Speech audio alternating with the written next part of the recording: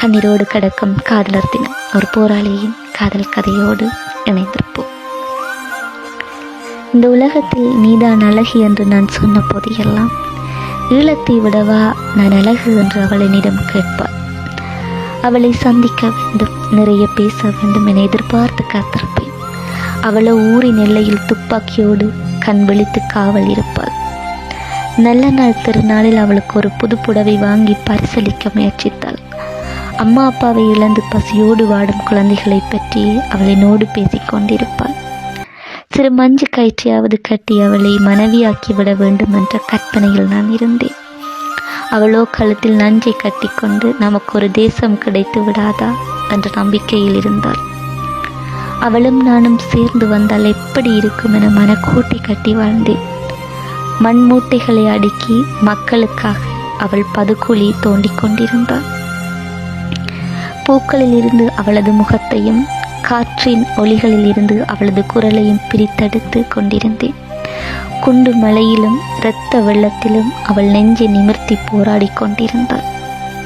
என்னுடைய காதல் அவள் மீது இருந்தது, அவளுடைய காதல் மண் மேலே இருந்தது. எப்படியாவது அவள் என் வீட்டிற்கு விளக்கேற்ற வருவாள் என்ற நம்பிக்கையில் இருந்தேன்.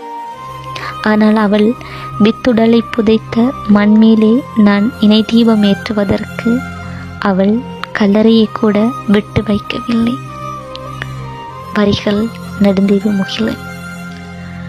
அருமையான உணர்வு பூர்வமான வரிகள். ஒவ்வொரு வரிகளும் ஒவ்வொரு வார்த்தைகளும் பழைய நினைவுகளை தூண்டுகிறது.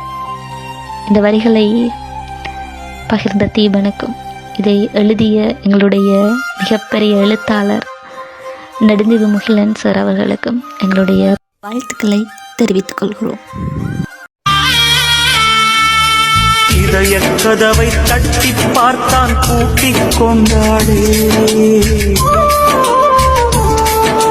திறக்காவளும் நினைத்த போது திகைத்து நின்றாளே. நாயகி வரும் முன்னே நாடகம் முடிந்தது, இதுதான் காவியமா? நாயகி வரும் முன்னே நாடகம் முடிந்தது, இதுதான் காவியமா?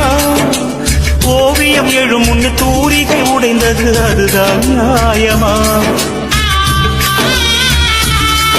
நிலவோ உதித்திட வந்ததம்மா, பொழுதோ விடிந்திட போகுதம்மா.